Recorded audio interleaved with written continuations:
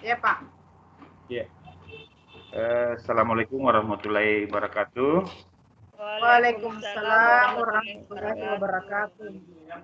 Alhamdulillah, kita senantiasa panjatkan kehadirat Allah Subhanahu Wa Taala. Berkat rahmatnya lah maka kita tadi sempat melaksanakan supervisi 2 sekaligus dengan mata pelajaran IPS dengan IPA. Dan semuanya berjalan dengan lancar sesuai dengan apa yang kita harapkan. Dan sekarang kita lanjutkan dengan pertemuan di pasca observasi. Ibu yang saya hormati, terima kasih banyak atas atensinya Ibu di supervisi tadi. Semua berjalan dengan lancar dan Ibu semua secara umum penampilannya sesuai dengan harapan kita. Baik Herana, mata pelajaran mata pelajaran IPA. Alhamdulillah semua berjalan dengan lancar sesuai dengan harapan kita. Ya. Namun beberapa masukan dari saya Ibu, Abe dari Sanawari mata pelajaran IPS, ya saya melihat tadi bahwa IPA menggunakan metode problem ya Bu ya, apa ya percobaan itu ya? Iya Pak, kalau IPA Pak. IPA tadi percobaan yang Ibu munculkan di materinya Ibu. Namun saya melihatnya ya responnya anak yang kurang responsif Bu ya. Itu mungkin karena persoalan jaringan di rumahnya masing-masing atau karena kesiapannya anak-anak kita di materinya Ibu. Tapi secara umum sangat bagus. Dan itu mungkin karena kurangnya respon ini karena jaringan tadi dan kesiapannya anak-anak, sehingga di masa pandemik ini walaupun materi kita bagus, penyampaiannya bagus, metodenya sesuai, tapi respon inilah yang kita ingin tingkatkan. Ya. Nah, menurut Ibu, kira-kira Ibu Sanawari, apa tadi kendalanya yang Ibu temukan di pelaksanaan pembelajaran tadi? Iya Pak, betul sekali yang Bapak bilang bahwa metode yang saya pakai adalah metode percobaan. Jadi mereka melakukan masing-masing di rumah. Cuma ya betul Bapak bilang tadi bahwa responnya setiap anak itu kurang. Jadi mungkin disebabkan oleh karena jaringan, kemudian anak-anak ada rasa seperti saya bilang bahwa ada rasa kebosanan Pak. Jadi selama ini pembelajaran selalu daring. Jadi paling tidak, jadi kita tidak bisa memungkiri bahwa rasa bosan itu ada, rasa cuek itu ada pada masing-masing pribadi anak-anak. Walaupun percobaan yang saya berikan kepada anak-anak itu begitu sederhana karena alat dan bahannya mudah didapat, tetapi kembali lagi kepada diri masing-masing anak-anak, motivasinya. Jadi ini tidak terlepas dari dukungan dari para orang tua bagaimana mereka mendampingi anak-anaknya pada saat mereka belajar. Jadi pendampingan perlu sekali demi kelancaran dari proses pembelajaran kami. Jadi itu kendala kami Pak. Jadi motivasi diri masing-masing anak-anak pertama, kemudian jaringan. Kemudian anak-anak biasa terkendala juga Pak, selain dari jaringan. Biasa mereka itu HP-nya biasa HP pinjaman Pak. Ya, jadi dia meminjam di keluarganya. Iya, jadi ada ketergesa-gesaan Pak, karena ya, karena tadi yang saya bilang adalah HP pinjaman. Makanya target kami, tujuan kami dalam pembelajaran biasanya tidak maksimal karena persoalan itu tadi. Ya Pak, demikian. Iya, iya. Saya kira begitu Ibu. Mungkin ini kendala yang bukan hanya Ibu yang hadapi, tapi secara umum dihadapi oleh semua teman-teman kita, semua guru di sekarang. Tapi tentunya mungkin Ibu dituntut untuk menggunakan lagi metode pembelajaran yang bervariasi sehingga mereka merasa terpancing untuk mengikuti. Iya Pak, betul. Ya Pak, tapi Pak, jadi saya pakai juga, saya berikan habis pembelajaran, itu saya berikan kuis Pak. Jadi mereka ada motivasi untuk materi yang saya berikan itu dia pelajari. Jadi pada saat akhir pembelajaran, itu saya berikan pertanyaan. Jadi mereka berlomba-lomba untuk menjawab pertanyaan itu dengan memakai voice note. Ya, jadi rekaman suara Pak. Jadi mereka berlomba-lomba. Jadi saya tanya umpan baliknya kepada anak-anak bagaimana responnya anak-anak terhadap metode yang saya berikan. Mereka tertarik Pak. Mereka gembira. Jadi mereka suka. Jadi mungkin itu salah satu istilahnya variasi, metode variasi yang bisa saya lanjutkan mungkin Pak.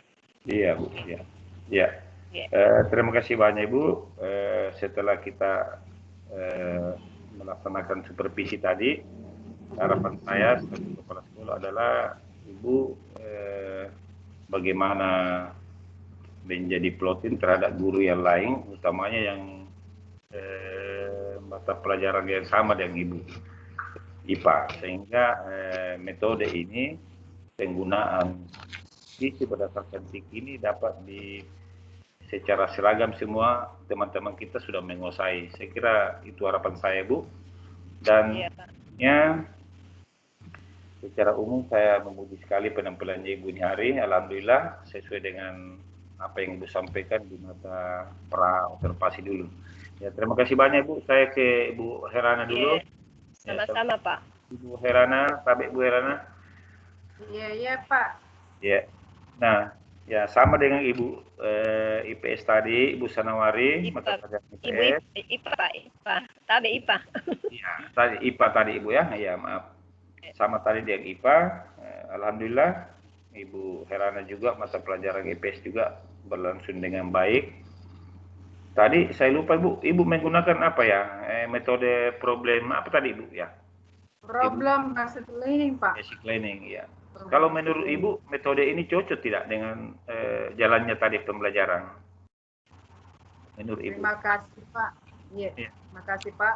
Jadi lewat model pembelajaran problem based learning, kebetulan materi ke saya ini adalah tentang mobilitas sosial. Jadi mobilitas sosial ini adalah proses terjadinya perubahan dari kedudukan sosial seseorang, jadi dari sesuatu yang rendah ke yang tinggi atau sebaliknya. Dalam hal ini anak-anak bisa mengamati fenomena-fenomena yang ada di sekelilingnya.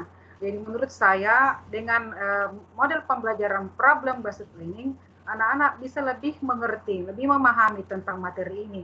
Karena anak-anak diberikan masalah, kemudian diselesaikan dengan melihat contoh-contoh yang ada di sekelilingnya. Jadi anak-anak bisa langsung melihat langsung Pak keadaan sekelilingnya. Jadi menurut saya cocok Pak.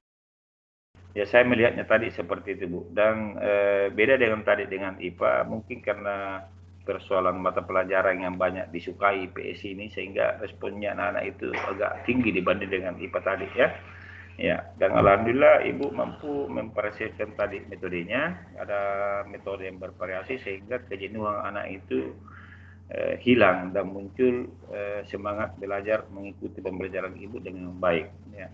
Ada masukan Ibu mungkin bagaimana supervisi itu berjalan dengan baik di teman-teman yang lain? Ibu Herana, ada masukannya Ibu?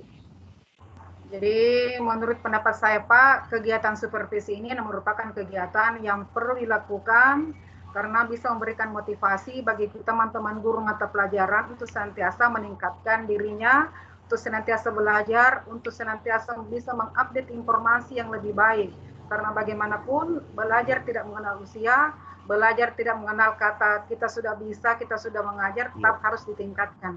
Apalagi nih Pak, masa pembelajaran daring sesuatu yang baru, maka guru harus tetap update. Apalagi pembelajarannya bersifat daring dengan supervisinya berbasis IT, sesuatu yang baru Pak. Iya. Ya Bu, terima kasih banyak. Sama dengan Ibu Sanawari tadi dari IPA, ya, harapan saya Ibu juga menjadi motor bagi teman yang lain sesama IPS, tentunya dengan meningkatkan musyawarah mata pelajarannya Ibu, sehingga keberhasilan Ibu akan menjadi mudah diikuti oleh teman-teman yang lain. Ya, jadi harapan saya selaku kepala sekolah ada di Ibu Sanawari dan Ibu Herana untuk menyampaikan, mensosialisasikan kepada teman-teman kita yang lain bahwa tiba saatnya Ibu yang disupervisi, Bapak yang disupervisi, semua dapat berjalan dengan baik. Tentunya dengan tujuan pembelajaran itu, tolak ukurnya adalah indikatornya pencapaian pembelajaran kita dapat dikuasai oleh peserta didik kita. Saya kira begitu Ibu. Ibu Sanawari ada masukan lain Ibu? Iya Pak. Jadi khususnya kami guru-guru yang mau disupervisi betul-betul menyiapkan diri, termasuk administrasi. Jadi kendala selama ini itu terkendala dari perangkat. Jadi mereka merasa belum siap untuk disupervisi. Jadi sebagai guru yang mau disupervisi memang betul-betul administrasi apa yang perlu dipersiapkan sehingga PBM pada saat PBN berjalan itu kita mendapatkan hasil yang maksimal. Demikian Pak. Maksudnya kegiatan supervisi itu bukan momok yang menakutkan Bu ya, tetapi satu kesehatan untuk mengukur keberhasilan kita mengajar, menyampaikan transfer ilmu kita kepada peserta kita. Jadi saya mau mengatakan bahwa mudah-mudahan teman-teman kita yang lain itu menganggap bahwa supervisi itu bukan sesuatu yang menakutkan, tetapi suatu keharusan yang dapat mengukur bagaimana kita mengajar dengan baik apalagi di masa-masa sekarang. Nah, baik Ibu Herana, Ibu Sanawari, terima kasih banyak atensinya Ibu. Alhamdulillah. Dua sesi kita. Ada yang saya sampaikan sedikit dulu Pak. Ya, bisa Bu. Ya. Jadi Ibu. Setelah ada masukan saya Pak. Ya. Jadi setelah kegiatan supervisi ada kegiatan pra-observasi, kemudian ada observasi dan pasca observasi, diharapkan ini Pak perlu ada tindak lanjut. Jadi maksudnya setelah kegiatan supervisi dilakukan, jadi perlu ada tindak lanjut apakah betul-betul ini guru melaksanakan sesuai masukan yang diberikan. Jangan sampai catatan dari kepala sekolah yang diberikan itu tidak dilaksanakan Pak. Jadi perlu ada tindak lanjut untuk melihat lebih jauh dilaksanakan tidaknya oleh guru mata pelajaran yang telah diobservasi atau disupervisi Pak. Iya. Terima kasih banyak. Saya kira sangat berharga sekali, sangat baik. Supervisi memang harus diawali dengan pra itu dengan melihat kelengkapannya administrasi teman-teman kita, sehingga mereka tidak menganggap bahwa supervisi itu adalah sesuatu yang menakutkan, tapi begitu di pra itu mereka belum lengkap, belum siap, maka dia perbaiki dulu kapan dia siap untuk disupervisi. Nah, baru kita melangkah ke pelaksanaan. Di pelaksanaan inilah yang harus ditutup dengan pasca. Pasca itu harus melihat apa yang terjadi, apa yang seharusnya dilakukan kalau memang terjadi kekurangan-kekurangan. Jadi saya kira benar sekali masukannya Ibu, baik dari Ibu Sanawari, bahwa pelaksanaan supervisi itu harus didahului dengan tahapan-tahapan tadi. Nah, cuma masalahnya sekarang, seperti yang dikatakan Ibu Sanawari tadi adalah kadang memang itu menganggap supervisi itu berat karena kesiapan administrasinya yang tidak lengkap. Nah, kalau mereka lengkap, maka mungkin saja mereka tidak takut lagi menghadapi tahapan supervisi. Maka disitulah perlunya ada pra. Di pra itu kita mencek dulu, mencek kesiapannya. Jadi nanti di kalender akademik kita dicantumkan bukan ini adalah bukan supervisi. Supervisor kita tentukan nanti supervisornya siapa-siapa sesuai dengan mata pelajaran yang diampu.